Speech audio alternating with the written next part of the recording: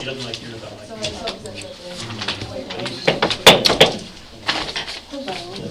Good evening. Welcome to the Protective Services Committee meeting for today, December 17, 2024. Please rise for the Pledge of Allegiance. Legislator Yankee, can you lead us, please? Yes, I pledge Allegiance to the flag of the United States of America and to the republic for which it stands, one nation under God, indivisible, with liberty and justice for all. Roll call, please. Legislator Adnesio. Legislator Sage. Present. Chairwoman Nasarino. Present. Agenda item number 3 is the acceptance of the Protective Services meeting minutes for October 10th, 2024. Second. Second. All in favor? Aye.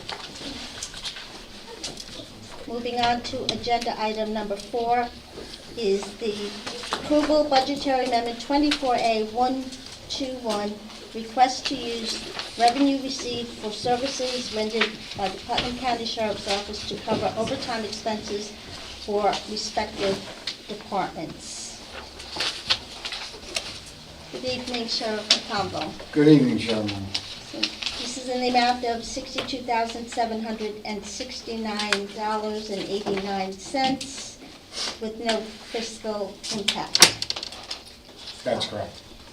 This is money reimbursement for services provided to various entities for the schools that is just starting to come in. Any questions?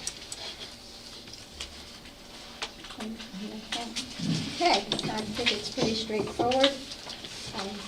I'd like to make a motion to move this to audit. Do I have a second? Second. All in favor? Aye. Okay.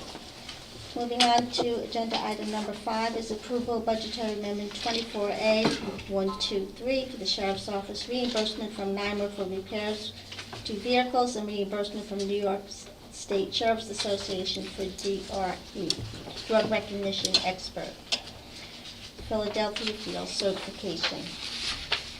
And this again is in the amount of $12,735.19. This is for NYMER for repairs to one of the vehicles involved in an accident from the New York State Sheriff's Association services pertaining to DRE Philadelphia Field Certification. Any questions or anything else that needs? It's pretty I think straightforward. it's pretty straightforward. Any questions? There being none, I'd like to make a motion to move this to audit. Do I have a Second. All in favor? Aye. Moving on to agenda item number 6. Again, is in budgetary approval for 24A124, Sheriff's Office Federal seized asset forfeiture funds to purchase firearms related equipment. This is the amount of $150,000 for a pistol-mounted optical devices for the jail division. I'm glad to see Officer Taylor is here with us this evening. Can I turn it over to you to clarify what this actually means? I read the backup, and it seems to be state-of-the-art. Anything you want to add to that? Yes, ma'am. Thank you for allowing us to speak tonight. Lieutenant Taylor from Putnam County Sheriff's Office, Corrections Division. I've worked there since 2008, been a firearms instructor since 2013. As time goes on, technology improves, and the ability to do things better always improves. These are one of those devices that improve law enforcement. About 10 years ago, the technology became standardized, ruggedized, and was an industry standard. The ability to use these devices, pistol-mounted optics, gives you the ability to not have to close one eye while you're shooting. It allows you to focus on whatever threat is ahead of you. With traditional iron sights on a pistol, you're forced to focus on the front sight or rear sight and the perceived threat. Human eye can only focus on one thing at a time. So we always teach and we've taught You focus on your front sight and place your shot center mass on whatever threat you have in front of you. With these optics, you no longer have to close an eye, you no longer have to focus on a front sight, you simply focus on whatever threat you have, superimpose the dot that's on this glass, there's no laser that comes out or anything like that, and then you press your trigger to make your shot. The greatest enhancement of this is that it allows you to see the hands of somebody. You're not stuck looking at your front sight with the front of your gun covering up a person's body. That's the greatest advantage. It's the ability to see a wider field of vision, to see a threat, if it is a threat, and reduce liability for mistake of fact shootings. Thank you. I just have a question, just for my own clarification. So, when reading the backup and the focal point is just in front of you, does that jeopardize anything that may be in the rear? Because beforehand, you had the ability to look in the rear and the side, is that correct? Did I say that again, I'm sorry? Maybe I'm off base here. The new technology, you focus just in front of you. Well, you have to be part of law enforcement, part of deadly physical force. You have to be cognizant of your 360 degrees. So what this allows you to do is wherever you're focused, you're able to see with both of your eyes, and you're able to focus your vision solely on a threat and everything around that threat. Okay. So peripherally, you may sense or feel with this as opposed to the iron sights because you're looking very narrowly at your firearm. This allows you a greater field of vision, as the lieutenant said, so you'll see more and you can see what the threat is doing, especially movement with the hands or. If you want to pass up, I have a visual representation printed out for the committee if you want to take a look. Oh, I thought I read that the old method had the ability, the rear and side. So what I was talking about rear and front, so on a pistol, I when you don't press know it too out in much front about of you, pistols. there's a rear, Obviously. there's a rear sight, which is 2 dots, and a front sight, which is 1 dot. You have to line your front sight inside of your rear sight and then place both of those on whatever the intended target is. Your brain can only focus on one of those items at a time.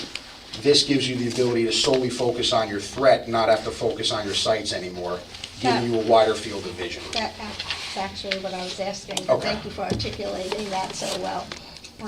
This certainly seems so much more effective and really, I support this new technology. I'm just going to make a motion to accept the additional. For a second. All in favor? Aye. We could just pass this along to everyone. So this will have no fiscal impact because we're just moving around some money to obtain this new equipment. Any questions? Legislator Crowley. Thank you. I know we spoke about this earlier in the week. I'm all for it. I'm thrilled to see that we're moving towards the future with new technology. I have some questions just regarding qualification and also holsters. So will we be required to buy new holsters for the guns because the sights will be changing? Yes, ma'am. It's as part of what was sent in Safariland. It's inclusive, it's in the whole. It's in the 150. Okay, great. The Safariland 63, 65 level 3 holsters. Similar to exactly the same thing what we carry now, just able to accommodate the optic. It'll house the optic. Perfect. And as far as qualification, DCJS and MPTC have spent the last few months amending, modifying, and working on qualifications and the training process. So they're just about finalized, but we'll look to exceed that mark, whatever they come up with. Okay. So for our personnel. And through the chair, if I may, just one more question. What is the weight difference in adding this sight versus the old one? Is it take away or add to the It'll holster? add a few ounces Okay. of what It's it's nothing. minimal. Yeah, it's They've come quite a long way with the aluminum technology to make these very light for, 'cause otherwise, Yeah, playing it's a lot to carry on you guys. So. Mhm. And we have a robust training program as we transition from what we currently utilize to this technology to make sure that, everyone is able to adapt to it. Those that don't get extra time to do that, and then everybody qualifies. Thank you very much. That was my next question. How long and what does it entail to get everyone on board in the training process? So our current plan would be to take small groups and give about 16 hours of training per person, because it's going to, some people will pick it up really fast. A lot of people, like I said earlier, the technology has moved on. I've used these on my own firearms for several years. Some people pick it up really fast, a lot of people use them, but the plan is for 16 hours of mandated training and then additional remedial if needed.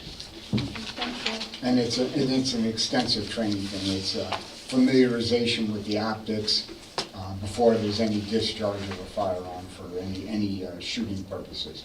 So there's a progressive process for that. That's a question. Sure. Yeah, Amy first. Just what you were talking about training, I'm wondering who does the training? Do you do it in-house, or is Yes. it the company that makes these? We do it in-house. We have Lieutenant our, Taylor.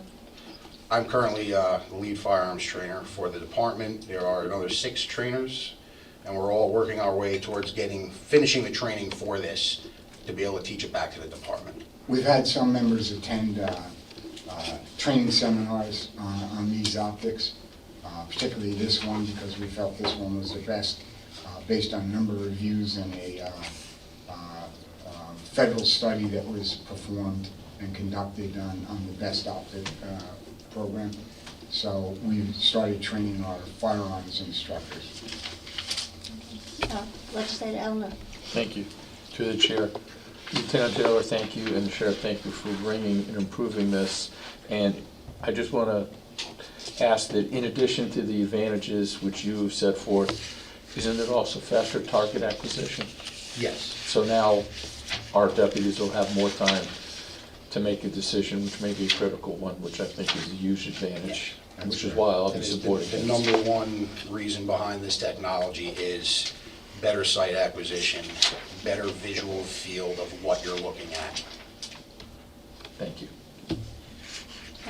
Well said. Thank you. Legislator Bowman. Thank you, gentlemen. So this will improve accuracy, and it might even have less shots, because if they see no threat, then it will not shoot. That's a good thing. How long of a distance does this, can you use this for? We've shot them at anywhere between, our New York State qualification goes out to 25 yards currently. We've shot it out to 75 at class, and as You guys long are as you good. do your part, it will do its part. Yeah, very good, thank you. Legislator Yaki. Thank you, Chairwoman.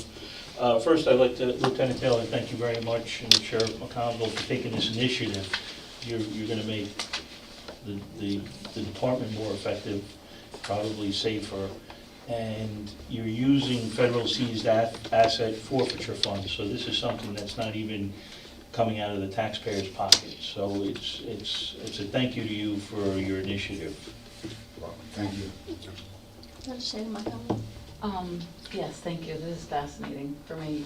Just before I attempt to do the math, what does 1 unit cost?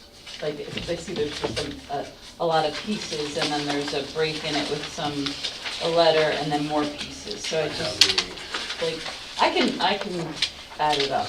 There's approximately $792. Okay. That's pretty good approximate. And, yeah, that's, when I was doing my math here, it was about 6 something, but I didn't think I added this stuff in the back. When I added earlier, $794.80. Per unit, Per, so it's all yes. pieced together. Just a crazy question. Are they using this on recreational shooting, and can it be used on a rifle? Are they using these on rifles? So And- originally, these optics were designed for rifles, and then the goal was to make it work on a pistol. The problem is with a pistol, you have significantly high G-forces on a reciprocating slide, and it wasn't until about 2010 or so where they made it work. So originally, these were for rifles, going back to the 1970s or so. And then finally, late 2000s, early 2010s was when they made it able to work and not fall apart for a pistol. For a pistol. So cool, would be good for my play shooting. If I could afford it. That's very cool, thank you. You're welcome. Any other questions or comments? Thank you, Lieutenant Colonel, for bringing this initiative forward, and thank you for attending this evening. You're welcome. No, that's Deanna. Take a vote. I would like to make a motion now to approve this expenditure using asset forfeiture funds in the amount of $150,000. Second. Second. All in favor? Aye. Okay, Thank you. thank you. Thank you. Moving on to agenda item number 7 is approval budgetary amendment 24A125, Bureau of Emergency Services, Estate Homeland Security, SHIP grant funding. Putnam County has been awarded $234,731 from the State Homeland Security SHIP program. Congratulations, that's a nice award. And I see that $82,156 of this funding goes to law enforcement terrorism. So what the Bureau is expending on is uniforms for $14,000, other equipment $18,000, medical supplies $25,000, and motor vehicles $95,575. Sheriff's Department will expend $52,000 on contracts, $15,156 on rescue equipment, and $15,000 on other equipment for the total expenditure. What type of motor vehicle are you planning to purchase? We're replacing Bob Cuomo with the emergency medical director's car. That car is a 2013, and it's going to be turned over to highways because they have other use for it. So we're going to use the funds to replace that vehicle. What type of vehicle are you? It's another Chevy Tahoe. It's the same Another thing that we Chevy Tahoe. already have. Yeah, we're just updating that vehicle and turning that other one into highways. Okay, and there's no matching funding required for this grant. Any No. other questions? Legislator Elmer? Yes, I just want to double check, Commissioner Lifton. The cost of that single vehicle is $95,575? Well, that includes all the upfitting. All the upfitting? That's the lights, the sirens, the radios, the lettering, the vehicle. Well, the retrofitting. That's everything inclusive. Right, and because we've had these ongoing discussions with DGS, was it looked at that we were going to pay for all the upfitting, and as opposed to purchase a vehicle was going to be leased? Yes, that was looked at. We have the grant funding, and the grant funding is for that purpose. Specific, thank you. So we went with the grant funding. And Mr. Tully is here with us this evening if he wants to answer that. It's pretty straightforward though, correct? The answer, the only thing I could Okay. add to that is that we just recently, we're in the process of awarding a bid for upfitting, so that'll all be at a bid price as well. Okay. Any legislator Crowley? I had the same question Oh, as Legislator Elmer, so thank you. Legislator Sage? I'm just, there's $52,000 for contracts, I'm wondering what that, That's the Sheriff's Department. oh, that's the Sheriff's Department, okay, that's the 35%. That goes to law enforcement, okay. Legislator Montgomery? So I'm just focused on the word in the 1, 2, 3, third paragraph in the letter. All sub-recipients will be required to attend DISH's sponsored events.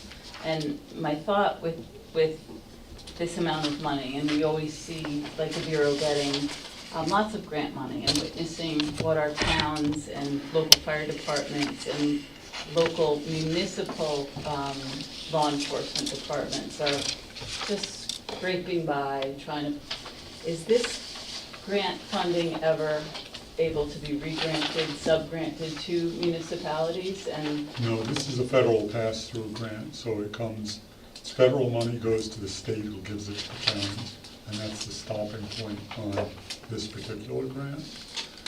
What I've done in the past, for example, and I use this example many times before, the Mahopac Falls dive team is the only dive team in Putnam County.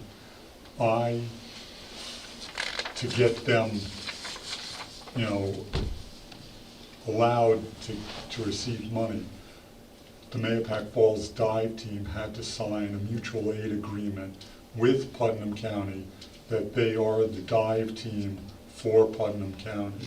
So whenever there's a call for a dive team within Putnam County or mutual aid that we need them to go, they go.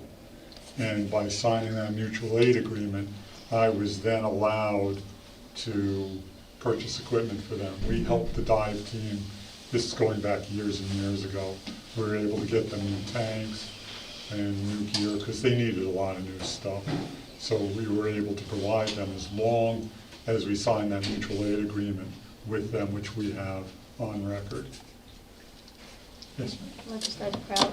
Through the chair, this was the same grant that we used to fund ERT with as well through the law enforcement portion, the Yes, third of through the law enforcement, law which would now go to SRT, correct? It's I believe whatever it's the whatever, sheriff right, wants the to use his 135%. portion for. So as long as there's that mutual aid, like you said, it can be received through different municipalities as long as. It's a process. Like the fire training team that you have can also be a recipient of it? The team that you're putting together with all the fire departments? The rescue team? The rescue team, yes. Well, that team is going to be a county team. Right, so We it'll have be a the- recipient of this as well. And Because they are a county Yes. team and under me, yeah. so essentially, they do receive trainings and other things from Right. this grant. so, just my Legislator Pardon me. Montgomery. My point being, and Bob and I have talked about this, and I've talked to the county executive about this, we see a lot of work going into the Bureau, and they're great work. There's also a lot of money going into the Bureau that I see from my perspective, and very little money going into our local departments. So as a legislator representative to local departments, I'm just hoping that we can find a way to support, the Bureau can support, and the county can support them a little more. Well, there's many grants out there. There's the firefighters grant that just Yeah, came out. we were just, Continental And Village was just that- denied, and Yeah, and we tell the fire departments every year that they have to each and individually submit for the Assistance to Firefighters grant. they don't have We grant are- writers, we do. We are there to help them. We offer our help each and every year, and you can only lead a horse to water, and that's the problem. I think we can get farther ahead of it than we do. Any other questions or comments? Okay. There being none, I would like to make a motion to move this to order. Do I have a second? Second. All in favor? Aye. Okay. Moving on to agenda item number 8 is approval budgetary amendment 24A126, Bureau of Emergency Services, New York State Division of Criminal Justice, Law Enforcement Technology, LETECH Program Grant Funds. Oh, this is another award for $255,000. It's the LETECH grant, and you plan to use it for the software accessories for 911. This is a technology grant that we applied for, and it has to be used for technology. And we are using a program called Rapid SOS, and this allows us to purchase all the add-ons for that program. The base program itself is free of charge, but there's many other attachments to the program which the dispatchers find extremely useful. So this funding allows us to purchase all those add-ons to that program. I'd that's good news. It's good to have incoming grant money to use for these critical software updates and other updates that we need. There any questions or comments about this? It's pretty Nope. straightforward. Pretty straightforward to me. Okay, make a motion to move this to audit. Do I have a second? Second. All in favor? Aye. Thank you. Okay, at this time, I'd like to make a motion for other business. I'm not through with you, Bob. But you have a number Yeah. nine.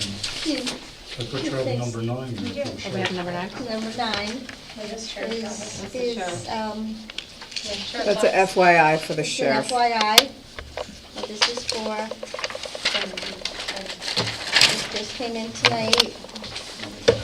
No, number 9 was on the agenda. That's just an Oh, number 9, FYI. I'm sorry, Mike.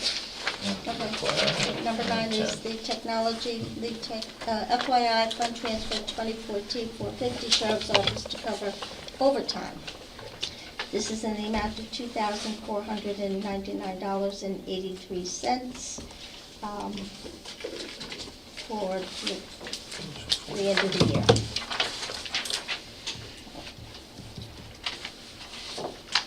Anything that you want to add to that? That's for our deputy that's assigned to community events, that's county office building security, so it's for that. We've, based on a number of situations that have developed in the last year, we deployed that deputy a little bit more, and we're just looking to backfill to make sure we don't run out of money till the end of the year. Okay, so this is just an FYI, no action needed.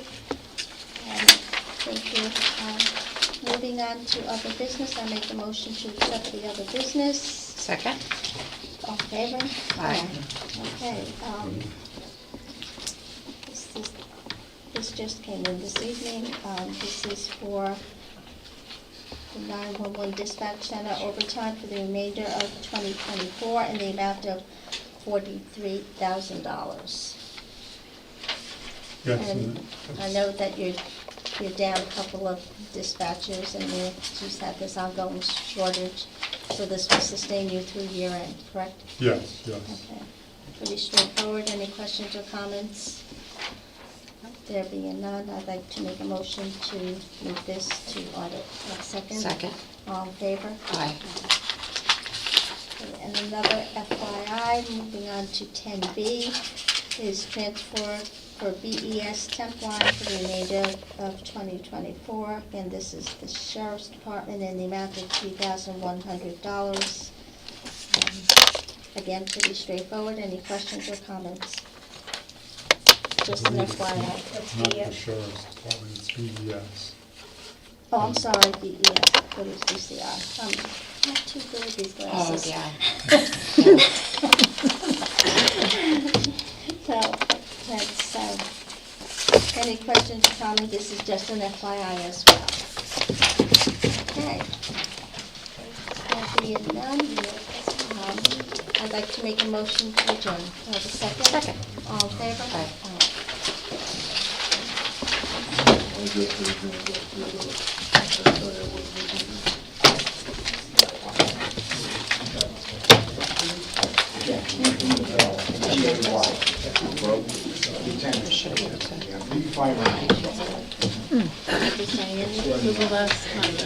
There's this last copy I passed it. There were 2 copies. One I passed along. I don't know, Diane, do you have a copy of the edition? Okay, thank you. I wanted to take that. We will, if you want, anybody wants to go. I'll take you up on that. January grant. So it's over. They wrote the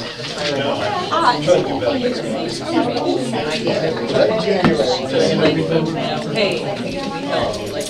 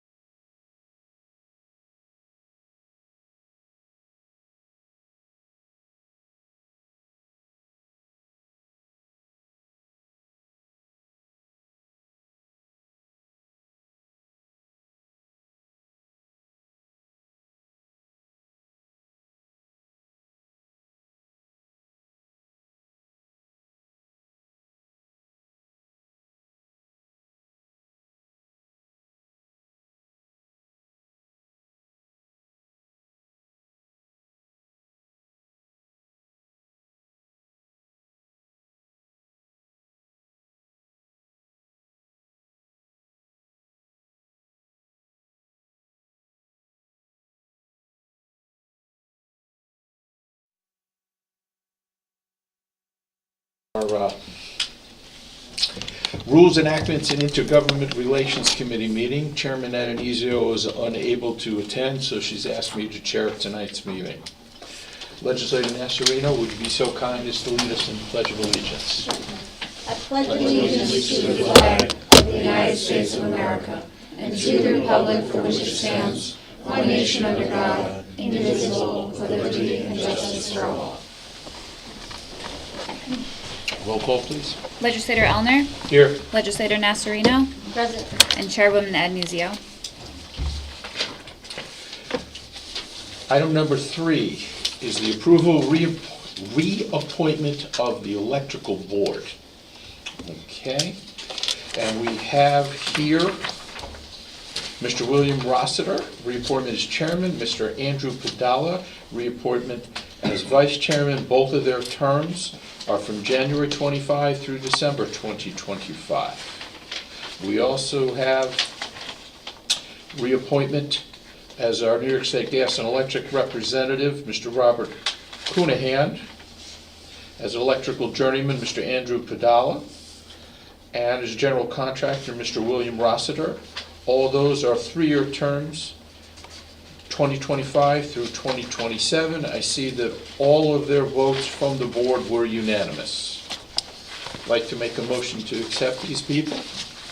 Do I have a second? Second. All those in favor? Aye. Item number 4 is Town of Kent approval to reallocate ARPA and sales tax funds in the amount of $235,000. They want to take this from the Lake Carmel Dam project to a town hall renovation project. Unfortunately, Supervisor McGlasson could not join us this evening as Kent is having a town board meeting. She did reach out, and this looks very straightforward. There is a resolution here being that this was already ARPA-approved projects. So I'd like to make a motion to approve the $235,000 reallocation. Anybody have any comments? No? Do I have a second? Second. All those in favor? Aye. Before we get to number 5, I move to accept an additional. Do I have a second? Second. All those in favor? Aye. Everyone have the additional? It's a note from Carl Rohde telling us why he's unable to attend. It's a very important meeting that he is down regarding a revocable license for use between the Veteran Service Agency and the Westchester Vet Center. It's being considered today, and under that agreement, we've had to have a readjustment counselor every Thursday. Carl says this has been a great asset to the veterans of Putnam County, and that's why he's unable to attend. What we have here is an MOA between us and Westchester, so we can continue to use the outstation at the Westchester Vet Center. Any questions from the committee? Yes. This serves as a great asset to the veterans of Putnam County. I'm happy to approve it. Any questions or comments from any of the other legislators?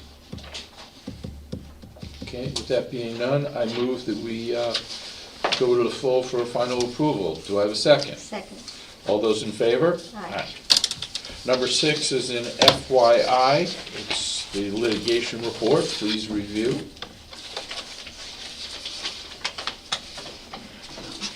Number 7, other business. Does anyone have any other business? Being that there's none, I move to adjourn. Second. All those in favor?